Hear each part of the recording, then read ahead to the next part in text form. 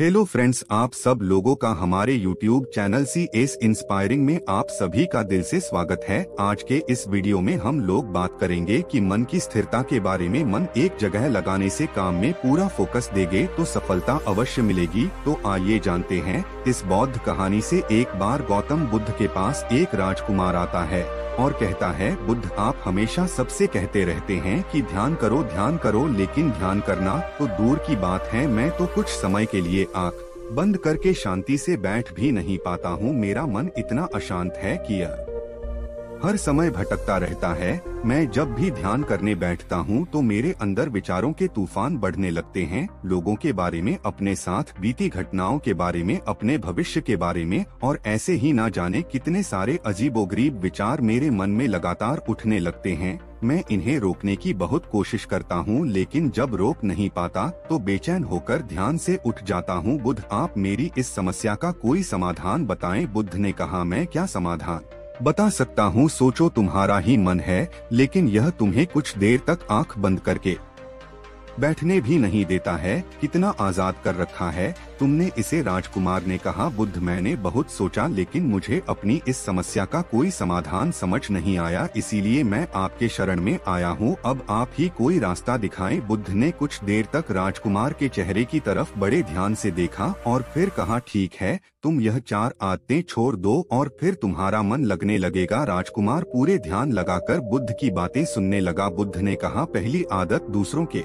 मन को पढ़ना छोड़ दो। तुम और तुम्हारे जैसे ज्यादातर लोग यही गलती कर रहे हैं कि वह दूसरों की मन की बातों को पढ़ने का प्रयास कर रहे हैं। यह अच्छा, सामने वाला मेरे बारे में ऐसा सोच रहा है, और यही एक आदत तुम्हें सबसे ज्यादा आसान और परेशान रख रही है। और ज्यादातर मौकों पर लोग दूसरों की मन की बातों को गलत और नकारात्मक तरीके से ही पढ़ते हैं। जैसे कि लोग अक्सर सोचते हैं कि दूसरे लोग उनकी तरक्की से जलते हैं, उसे नीचा दिखाना चाहते हैं, उसे पसंद नहीं करते, उसकी मदद नहीं करना चाहते, और ऐसी ही ना जाने कितनी सारी नकारात्मक बातें यह लोग दूसरों के प्रति अपने अंदर बैठा लेते हैं। फिर उनके बारे में ही सोचते रहते हैं, उनसे बदला लेने के तरीके सोचते रहते हैं, उन्हें नीचा दिखाने के मौके ढूंढते रहते हैं, और दूसरों के प्रति यही नकारात्मक सोचना इन्हें दुखी करती है, और फिर यह लोग अशांत महसूस करते हैं। इसीलिए दूसरे लोग क्या सोच रहे हैं इसका अनुमान लगाना बंद करो। दूसरे लोगों के विचारों को पढ़ने की कोशिश करना बंद करो। अगर पढ़ना ही है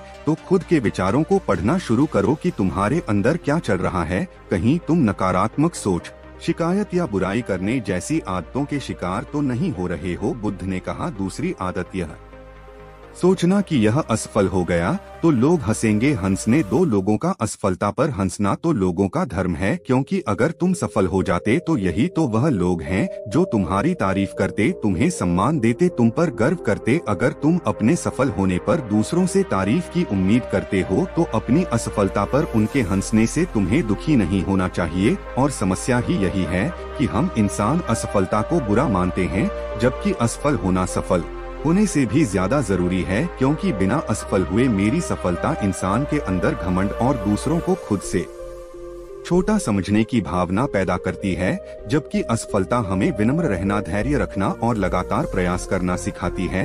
इसीलिए असफलता को बुरा मत समझो, और अगर तुम्हारे काम में असफल होने की संभावना नहीं है तो इसका अर्थ है कि तुमने अपना लक्ष्य अपनी क्षमताओं से छोटा बनाया है। और अगर लोग तुम पर हंस नहीं रहे, तुम्हें ताने नहीं मार रहे, तुम्हारी बुराई नहीं कर रहे, तो तुम अंदर से मरे हुए हो। तुम अपनी मानसिक सीमाओं से बाहर जाकर कुछ नया करने का प्रयास नहीं कर रहे हो, क्योंकि असफल भी वही होता है जो कुछ नया करने का प्रयास करता है। और एक बात हमेशा याद रखना, अगर तुम्हारे अंदर असफल होने का साहस नहीं है तो तुम कभी भी वह बड़ा लक्ष्य हासिल नहीं कर सकते जो तुम करना चाहते हो। इसीलिए असफल होने और लोगों के हंसने से ही डरना बंद कर दो। दोस्तों, अगर आपको भी यह सफलता से डर लगता है, और अगर आप भी सिर्फ इस डर से कुछ नया करने का प्रयास नहीं कर रहे कि अगर मैं फेल हो गया तो लोग क्या कहेंगे, लोग मुझ पर हंसेंगे, मेरा मजाक बनाएंगे। बुद्ध ने आगे कहा, तीसरी आदत, समय को काटना छोड़ दो। लोगों को लगता है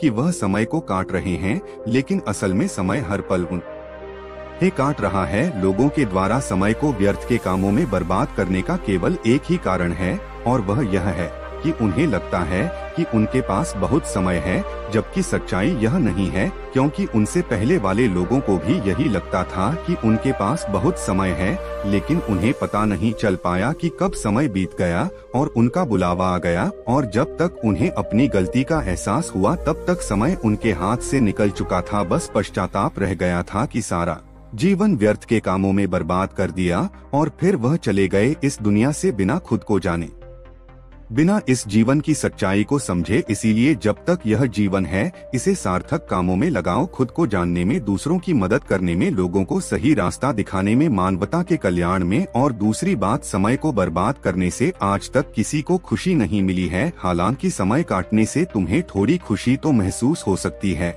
लेकिन जब तुम्हें होश आता है और तुम देखते हो कि कितना सारा समय बर्बाद किया जा चुका है, तब तुम्हें खुद पर क्रोध आता है और तुम पश्चाताप व आत्मग्लानि के भाव से भर जाते हो। और फिर यही आत्मग्लानि और पश्चाताप का भाव तुम्हारे अंदर तनाव पैदा करता है और तुम अशांत हो जाते हो और लगातार अपनी उस गलती के बारे में सोचते रहते हो। फिर तुम्हारा किसी भी काम में मन नहीं लगता और तुम उदास रहने लगते हो, और यह चक्र लगातार चलता रहता है, जिसकी शुरुआत हुई थी समय को काटने से। इसीलिए समय को काटना बंद करो और वह करना शुरू करो जो जरूरी है। बुद्ध ने कहा, चौथी आदत, यह सोचना छोड़ दो कि मुझसे बड़े बड़े लोग नहीं कर पाए तो मैं कैसे कर पाऊंगा। असल में दूसरों से खुद के किसी भी चीज में तुलना करना ही व्यर्थ है। सबकी परिस्थितियां अलग है, सबकी सोच अलग है, और क्या हुआ अगर दूसरे नहीं कर पाए तो हो सकता है कि तुम ही कर जाओ, क्योंकि अक्सर वही लोग इतिहास रचते हैं जिनसे ज्यादा उम्मीद नहीं होती। और फिर हो सकता है कि जिसे तुम बड़ा समझ रहे थे, जिसके लिए तुम सोच रहे थे कि उसने बहुत मेहनत की है, बहुत प्रयास किया है, उसने कभी उतना प्रयास किया ही ना हो, केवल मेहनत करने का दिखावा किया हो। क्योंकि ज्यादातर लोग कभी उतनी मेहनत करते ही नहीं है जितनी उन्हें अपने लक्ष्य प्राप्ति के लिए करनी चाहिए, और दूसरे लोगों के सामने यह दिखाने का प्रयास करते रहते हैं कि मैंने तो बहुत मेहनत की थी, लेकिन मेरी किस्मती खराब थी। और यही वह लोग हैं जो दूसरों को बातों ही बातों में कहते रहते हैं कि जब इतनी मेहनत करने के बाद मैं सफल नहीं हो पाया तो तुम कैसे हो पाओगे। लेकिन अंदर ही अंदर यह इस बात को जानते हैं कि इन्होंने कभी उतनी कोशिश ही नहीं की थी जितनी की करनी चाहिए थी। यह बस दूसरों की नजरों में अपनी इज्जत बचाने के लिए, और इस डर से कि कहीं दूसरा व्यक्ति इनसे आगे ना निकल जाए,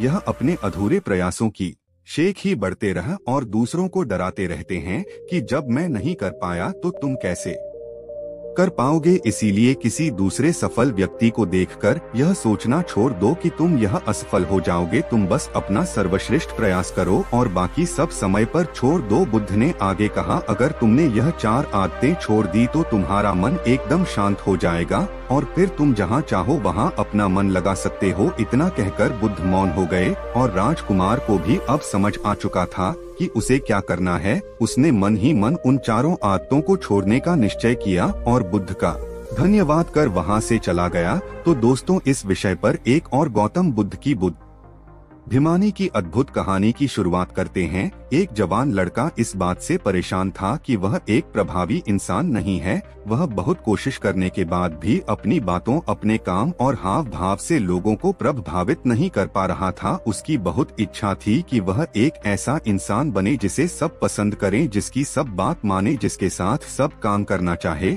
और अपना समय बिताना चाहे। लेकिन उसके साथ सब कुछ इसका उल्टा ही हो रहा था। ना तो कोई उसके साथ समय बिताना पसंद करता था और ना ही कोई उसकी बातों को गंभीरता से लेता था। कुल मिलाकर लोगों के बीच वह लड़का एकदम प्रभावी नहीं था। उसके उपस्थित होने या ना होने से किसी को कुछ खास फर्क नहीं पड़ता था। इन सब घटनाओं की वजह से उसका आत्मविश्वास भी दिनों दिन कम होता जा रहा था। अपनी ऐसी हालत को देखकर वह लड़का बहुत ही उदास और परेशान रहने लगा। जिस नगर में वह लड़का रहता था, उसी नगर के बाहर एक बौद्ध भिक्षु भी रहा करते थे। वह बौद्ध भिक्षु अपने प्रभावशाली व्यक्तित्व के लिए प्रसिद्ध था। जो भी उनसे मिलता वह उनसे प्रभावित हुए बिना ना रह पाता। उनके बात करने का तरीका, उनके हाव भाव, उनका लोगों को समझना और समझाने का तरीका बहुत ही प्रभावी और आकर्षक था। सभी कहते थे कि वह एक बहुत ही प्रभावशाली व्यक्ति हैं, जिनके व्यक्तित्व में ऐसा जादू है जो किसी को भी मंत्र मुक्त कर देता है। एक शाम वह लड़का उदास मन के साथ तालाब के किनारे बैठा हुआ था कि तभी उसका एक मित्र उसके पास आता है और कहता है, मित्र, मुझे तुम्हारी समस्या का समाधान मिल गया। यह सुनकर के लड़का बहुत खुश हो जाता है और पूछता है, क्या समाधान है? तब उसका मित्र बताता है कि मुझे एक ऐसे बौद्ध भिक्षु के बारे में पता चला है जो एक प्रभावशाली व्यक्तित्व की ध्वनि है और मुझे पूरा भरोसा है कि उनके पास मेरी समस्या का समाधान जरूर होगा। यह सुनकर लड़का भी मित्र की बात से सहमत हो जाता है और अगली सुबह वह दोनों बौद्ध भिक्षुओं के पास पहुंचते हैं। लड़का बौद्ध भिक्षु को अपनी सारी समस्या बताता है कि कैसे वह एक प्रभावशाली इंसान बनना चाहता है, लेकिन बहुत कोशिश करने के बाद भी मैं ऐसा इंसान नहीं बन पाया। भिक्षु ने लड़के की बात पूरे ध्यान से सुनी और फिर कहा, तो तुम चाहते क्या हो? लड़के ने कहा, लोग कहते हैं कि आपका व्यक्तित्व बहुत ही प्रभावशाली है, तो मैं आपकी तरह ही अपना व्यक्तित्व भी प्रभावशाली कैसे बना सकता हूँ? यह सुन बौद्ध भिक्षु ने गंभीर होकर कहा, सबसे पहले तो तुम यह समझो कि एक प्रभावशाली इंसान बनने के लिए अच्छा व्यक्तित्व यानी अच्छी पर्सनालिटी नहीं बल्कि अच्छे चरित्र का होना जरूरी है, क्योंकि अगर सिर्फ किसी इंसान का व्यक्तित्व तो अच्छा है तो वह कुछ समय के लिए तो लोगों को प्रभावित कर सकता है, लेकिन बहुत ही जल्द लोग यह समझ जाएंगे कि उसके काम के पीछे कोई ना कोई मतलब है, कोई उद्देश्य है। लेकिन अगर तुम्हारा चरित्र अच्छा है तो यह जीवन भर तुम्हारे साथ रहता है और तुम अपने आसपास के लोगों को प्रभावित करते रहते हो और तुम्हें इस बात का पता भी नहीं चलता। लेकिन याद रखना, इसके लिए तुम्हें अंदर से बदलना पड़ेगा। तो क्या तुम एक प्रभावशाली इंसान बनने के लिए खुद को अंदर से बदलने के लिए तैयार हो? लड़के ने कहा, जी महात्मा, मैं पूरी कोशिश करूंगा। बौद्ध भिक्षुओं ने कहा, एक प्रभावशाली इंसान के अंदर 7 आदतें होती हैं जो तुम्हें अपनानी पड़ेगी। भिक्षुओं ने कहना शुरू किया, पहली आदत सक्रिय यानी एक्टिव बनो। हमारे आसपास जो कुछ भी होता है हम इसे बदल नहीं सकते, लेकिन इस पर क्या प्रतिक्रिया देना है यह पूरी तरह से हमारे हाथ में है। एक सक्रिय व्यक्ति बनने का मतलब है कि हमारे आसपास के लोग चाहे जो कुछ भी कहे, लेकिन हमें उससे विचलित नहीं होना है। जब लोग हमारे बारे में कुछ बुरा बोलते हैं तो कमी हमारे अंदर नहीं बल्कि उनके अंदर होती है। वह जो भी नकारात्मक बातें हमारे बारे में बोल रहे होते हैं उससे हमें उनके नकारात्मक नजरिए का पता चलता है, जिस नजरिए से वह दुनिया को देख रहे होते हैं। सक्रिय व्यक्ति होने का मतलब यह भी है कि हम किसी बुरी परिस्थिति से और साबित ना हो, फिर चाहे मौसम खराब हो या घर में अचानक आई कोई मुसीबत, लेकिन एक सक्रिय व्यक्ति को कोई फर्क नहीं पड़ता उसकी जिंदगी में बुरा वक्त आए या गरीबी, वह हर हाल में खुश रहेगा। एक सक्रिय व्यक्ति बुरी से बुरी परिस्थिति में भी बिना कोई शिकायत किए चुपचाप अपना काम करता रहता है और जीवन के सबसे अच्छे दिनों में भी वह बेलगाम नहीं हो जाता बल्कि तब भी खुद को शांत और स्थिर रखता है। और इसी सक्रिय व्यक्ति का उल्टा होता है प्रतिक्रियाशील व्यक्ति। ऐसा व्यक्ति अपने आसपास के माहौल से बहुत जल्दी प्रभावित हो जाता है। अगर कोई उसकी बुराई करता है वह दुखी हो जाता है, अगर कोई उसकी तारीफ करता है तो वह खुश हो जाता है। अगर ऐसे व्यक्ति के साथ कुछ बुरा होता है तो वह खुद भी बुरा बन जाता है। तो अब तुम समझ गए होगे कि प्रतिक्रियाशील व्यक्ति कभी भी एक प्रभावशाली व्यक्ति नहीं बन सकता, क्योंकि उसका नियंत्रण दूसरे के हाथों में होता है। दूसरा व्यक्ति जब भी चाहे तो उसकी बुराई करके या उसको गुस्सा दिलाकर उसे परेशान कर सकता है, जबकि एक सक्रिय व्यक्ति का नियंत्रण पूरी तरह से उसके अपने हाथों में होता है। उसे कोई भी दुखी या परेशान नहीं कर सकता जब तक कि वह खुद ना चाहे। उसे कोई फर्क नहीं पड़ता कि सामने वाला उसके बारे में क्या बोलता है या सोचता है। इसीलिए सक्रिय व्यक्ति एक प्रभावशाली व्यक्ति होता है। तो तुम्हें भी एक सक्रिय व्यक्ति बने रहना है, ना कि प्रतिक्रियाशील व्यक्ति। दूसरी आदत, अंत को ध्यान में रखकर शुरुआत करो। इसका मतलब है कि तुम जब भी कोई बड़ा लक्ष्य बनाओ तो तुम्हें स्पष्ट रूप से पता होना चाहिए कि तुम उस काम को क्यों कर रहे हो और उसे कैसे पूरा करना है। यानी कि हर काम की शुरुआत में ही तुम्हें उसे करने का कारण और काम को पूरा करने की योजना स्पष्ट रूप से पता होनी चाहिए। और एक बार जब तुमने अपने काम का क्यों और कैसे पता कर लिया तो फिर तुम्हारे रोज के छोटे छोटे काम और उसके परिणाम तुम्हारे लक्ष्य की तरफ होने चाहिए, तुम्हारी योजना से मेल खानी चाहिए। अगर तुम हर रोज वह नहीं कर रहे हो जो तुम्हारे लक्ष्य के लिए जरूरी है, तो तुम कभी भी एक प्रभावशाली व्यक्ति नहीं बन सकते। जैसे कि अगर तुमने अपना वजन कम करने का लक्ष्य निर्धारित किया है और अगर तुम हर रोज मेहनत नहीं कर रहे हो, पसीना नहीं बह रहे हो, तो इसका मतलब है कि तुम्हारे रोज के काम तुम्हारे लक्ष्य और उसकी योजना से मेल नहीं खा रहे हैं। तुम्हारी कथनी और करनी में अंतर है और इस तरीके से लोग कभी भी तुमसे प्रभावित नहीं होंगे। इसीलिए अगर तुम एक प्रभावशाली व्यक्ति बनना चाहते हो तो तुम्हें तुम्हारे काम का कारण और उसे पूरा करने का तरीका स्पष्ट रूप से पता होना चाहिए और साथ ही तुम्हारे विचार और कर्म भी उसके साथ मेल खाने चाहिए। लेकिन दोस्तों, अगर बहुत कोशिश करने के बाद भी आप अभी तक यह डिसाइड नहीं कर पा रहे कि आपको क्या करना है, कैसे करना है और क्यों करना है, तो इसका मतलब है कि आप पूरी क्लैरिटी के साथ अपने लक्ष्य और अपने काम के बारे में नहीं सोच पा रहे हैं। क्योंकि जैसे ही आपके अंदर एक बार अपने काम को लेकर क्लैरिटी आ जाएगी, आपके लिए उस काम को करना आसान हो जाएगा। और किसी भी काम के बारे में पूरे फोकस और क्लैरिटी के साथ सोचना एक कला है जिसे आप भी सीख सकते हैं। बौद्ध भिक्षु ने आगे कहा, तीसरी आदत, जरूरी चीजें सबसे पहले करो। एक दिन में हमारे सामने बहुत से काम होते हैं, लेकिन हम हर काम तो नहीं कर सकते, इसीलिए हमें अपने सबसे महत्वपूर्ण कामों को सबसे पहले करना चाहिए। लेकिन महत्वपूर्ण काम है क्या? महत्वपूर्ण काम वह है जिन्हें हम व्यक्तिगत रूप से सबसे मूल्यवान मानते हैं। सबसे महत्वपूर्ण कामों को सबसे पहले करने का मतलब है कि हम अपना समय और ऊर्जा अपने लक्ष्य और अपने जीवन के लिए सबसे महत्वपूर्ण कामों पर लगा रहे हैं। अब अगर तुम्हारे महत्वपूर्ण काम भी तुमसे पूरे नहीं हो पा रहे, तो इसका कारण तुम्हारा अनुशासन ही होना नहीं, बल्कि यह है कि अब तक तुमने सबसे महत्वपूर्ण कामों को अपने दिल और दिमाग में बिठाया ही नहीं और कभी यह सोचा ही नहीं कि यह काम तुम्हारे लिए सबसे महत्वपूर्ण क्यों है। असल समस्या काम का ज्यादा होना नहीं, बल्कि फालतू कामों को ना नहीं बोल पाने की है। जैसे कि तुम कोई बहुत जोड़ी काम कर रहे थे, लेकिन तभी तुम्हारा एक मित्र आता है और कहता है, चल थोड़ी देर घूम के आते हैं और बातें भी कर लेंगे। लेकिन अगर तुम्हारे दिमाग में तुम्हारा महत्वपूर्ण काम बैठा हुआ है, तो तुम तुरंत ही उसे पूरी विनम्रता के साथ जाने के लिए मना कर दोगे। और तुम्हें यही करना है। दिन भर के सारे गैर जरूरी कामों को तब तक ना बोलना है जब तक कि तुम्हारे सबसे महत्वपूर्ण काम पूरे ना हो जाए। तो अब तुम समझ गए होगे कि प्रभावशाली लोग सबसे महत्वपूर्ण कामों को सबसे पहले खत्म करते हैं। भिक्षु ने आगे कहा, चौथी आदत, किसी भी काम में खुद के फायदे के साथ साथ दूसरों के फायदे के बारे में भी सोचो। ज्यादातर लोग अपना जीवन दूसरों से तुलना और प्रतिस्पर्धा करते हुए जीते हैं। वह अपनी सफलता दूसरों की असफलता में देखते हैं।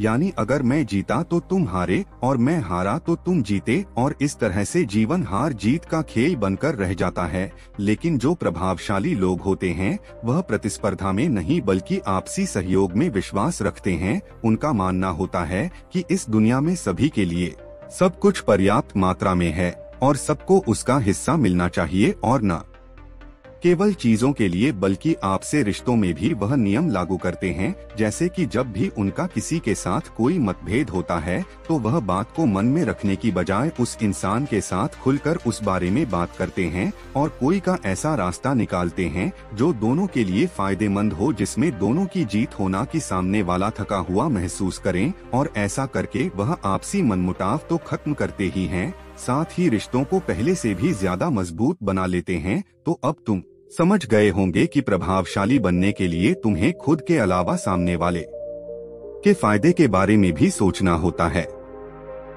पांचवी आदत, पहले खुद दूसरों को समझने का प्रयास करो, फिर उनसे उम्मीद करो कि वह तुम्हारी बात को समझेंगे। किसी के साथ भी बातचीत करने का सबसे अच्छा तरीका यह है कि सबसे पहले हम यह समझने की कोशिश करें कि आखिर सामने वाला कहना क्या चाहता है। बल्कि मैं तो कहूँगा कि किसी भी इंसान की बात को सुनने और समझने का सबसे अच्छा तरीका है कि हम खुद को उसकी जगह पर रखकर सोचे, तब जाकर हम सही तरीके से समझ पाएंगे कि आखिर सामने वाला हमसे कहना क्या चाहता है। जब हम किसी की बात को ध्यान से सुनते ही नहीं, तब हम उसकी भावनाओं को समझे बिना ही उसे देने लग जाते हैं। लेकिन जब हम उसे समझने की कोशिश करते हैं, तभी हम जान पाते हैं कि असल में वह इंसान कैसा महसूस कर रहा है और जब हम इस तरीके से किसी की बात सुनते हैं तब जाकर हम उस इंसान को कुछ अच्छी सलाह दे पाएंगे या सच में उसकी कुछ मदद कर पाएंगे। ज्यादातर लोग बातचीत के दौरान सिर्फ यही कहते रहते हैं कि अगर तुम्हारी जगह मैं होता तो ऐसा करता या फिर एक बार मेरी बात मानकर तो देखो, लेकिन वह कभी भी यह समझने का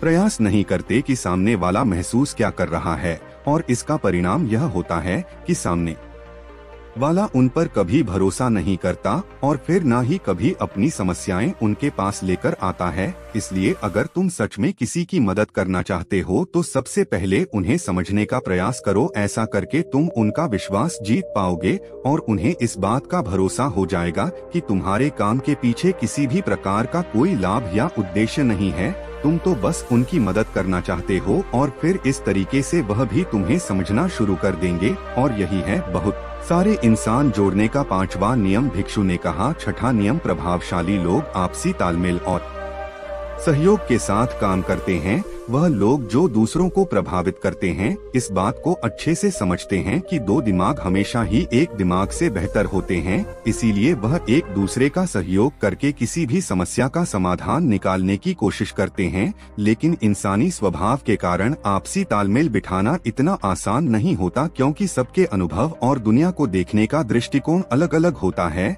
और प्रभाव सारे लोग इस बात को भी समझते हैं। इसीलिए वह एक दूसरे के विचार और दृष्टिकोण को समझने और स्वीकारने का प्रयास करते हैं और आपसी मतभेद को भुलाकर साथ काम करते हैं, क्योंकि वह समझते हैं कि हर इंसान का अपना अनुभव, सोच और विशेषताएं होती हैं। और जब अलग अलग खूबियों, अनुभवों और सोच वाले इंसान एक साथ मिलकर काम करते हैं तो एक इंसान की तुलना में उस काम का परिणाम कहीं ज्यादा अच्छा और नया होता है। इसीलिए बहुत सारे लोग अलग अलग सोच रखने वाले लोगों के साथ मिलजुल कर काम करना पसंद करते हैं, ताकि वह नई चीज सीख सके और कुछ नया और सबसे अलग अनुभव पा सके। भिक्षु ने आगे कहा। और प्रभावी लोगों की अंतिम आदत होती है कि वह खुद को शारीरिक, मानसिक, भावनात्मक और आध्यात्मिक रूप से तरोताजा रखने के लिए रोज कुछ न कुछ करते हैं। प्रभावशाली लोग इस बात को अच्छे से समझते हैं कि अगर उनके जीवन में कोई सबसे महत्वपूर्ण चीज है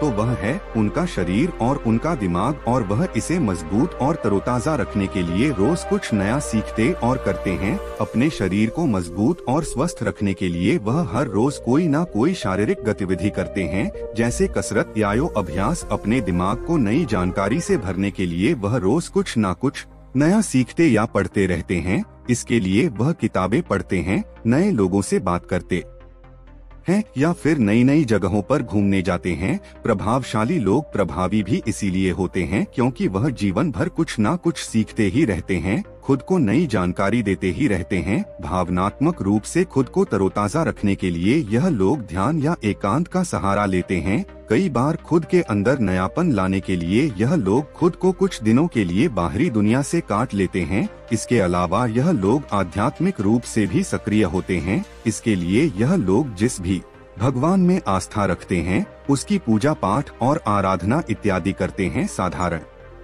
शब्दों में कहे तो प्रभावशाली लोग लगातार खुद में सुधार लाते रहते हैं और अपने शरीर, मन और आत्मा को तरोताजा रखते हैं। और अगर ध्यान से देखा जाए तो सारी आदतों में से यह 7वीं आदत सबसे ज्यादा जरूरी और प्रभावी है, क्योंकि इसके बिना बाकी की 6 आदतें हैं उतनी प्रभावी नहीं रह जाएंगी जितनी उन्हें होना चाहिए। और कोई भी इंसान कितना भी प्रभावशाली क्यों ना हो, लेकिन अगर वह खुद को शारीरिक, मानसिक, भावनात्मक और आध्यात्मिक रूप से तरोताजा नहीं रखता तो धीरे धीरे उसका प्रभाव होना शुरू हो जाएगा। तो यह थी एक प्रभावशाली इंसान बनने की 7 आदतें जिन्हें अपनाकर कोई भी इंसान प्रभावशाली बन सकता है। बौद्ध भिक्षु की ये सारी बातें सुनने के बाद अब उस लड़के को भी यह भरोसा हो गया था कि इन 7 आदतों को अपनाने के बाद वह भी एक प्रभावशाली इंसान बन सकता है। इसके लिए उसने उन बौद्ध भिक्षुओं का धन्यवाद किया और खुशी खुशी अपने मित्र के साथ वहां से चला गया। दोस्तों, मैं उम्मीद करता हूं कि यह कहानी सुनने से आपके जीवन में अच्छे बदलाव आए होंगे। आपको इस वीडियो से क्या सीखने